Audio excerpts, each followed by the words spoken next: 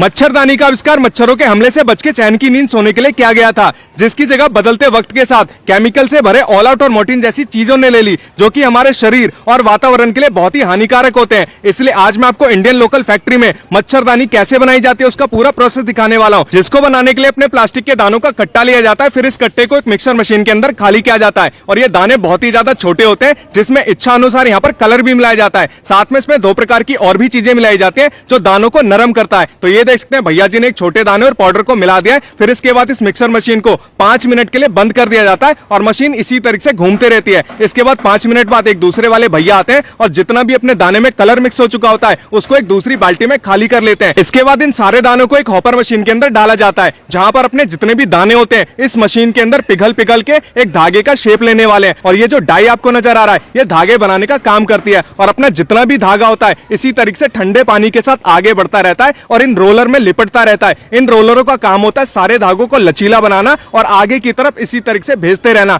तो ये देख सकते हैं इसी तरीके से लगातार ये प्रोसेस घूमता रहता है और अपने सारे धागों को नरम करते रहते हैं। इसके बाद अपना जितना भी बना हुआ धागा होता है इसको और लचीला और नरम बनाने के लिए गर्म पानी से लगातार इसी तरीके से गुजारा जाता है। तो ये देख सकते हैं इसी तरीके से ये प्रोसेस चलता रहता है और लगातार इन बड़े बड़े ड्रम साइज के रोलरों पे घूमता रहता है। इसके बाद इसकी थिकनेस को एक भैया जी चेक करते हैं, यानी जिस हिसाब की मोटाई होनी चाहिए, जिस हिसाब की अपनी मच्छरदानी बनेगी उसी हिसाब से यहाँ पर इसकी थिकनेस को चेक किया जाता है। जब अपना धागा पूरी तरीके से मच्छरदानी बनाने के लिए तैयार हो जाता है तो इसी तरीके से इसको आगे भेजा जाता है और इसको छोटे छोटे रोलरों पे इसी तरीके से लपेटा जाता है। तो ये देख सकते हैं इस तरीके से कम 20 से 25 रोलर यहाँ पर तैयार किए जाते हैं और जब रोलर बनके तैयार हो जाता है फिर इसको अलग मशीन में लगाया जाता है और इसको अलग अलग बड़े बड़े रोलरों में यहाँ पर लपेटा जाएगा। अब आप देख सकते हैं यहाँ पर धागे के बड़े बड़े रील बनके तैयार हो चुके हैं। अब इनको बड़ी बड़ी मशीनों में लगाया जाएगा और जिस तरीके से कपड़े की बुनाई की जाती है सेम उसी प्रकार से मच्छरदानी की नेट की यहाँ पर बुनाई की जाएगी, जिसका प्रोसेस आप देख सकते हैं जो कि देखने में बहुत ही बढ़िया लग रहा था। तो अब आप देख सकते हैं यहाँ पर हमारा मच्छरदानी वाला जो नेट है लगभग बनके तैयार हो चुका है। फिर इसको बड़े बड़े बंडलों में इस तरीके से लपेट के रखा जाएगा, फिर आगे भेजा जाएगा जहां पर इसके छोटे छोटे बंडल बनाए जाएंगे और ये जितना भी अब काम होने वाला है वो सब लेडीजों के द्वारा किया जाएगा और हाथों से किया जाएगा, क्योंकि तमिलनाडु में जितना भी काम होता है वो भैया लेडीजों के द्वारा किया जाता है और ये लेडीज अपने काम में बहुत ही ज्यादा हार्ड वर्किंग होती है।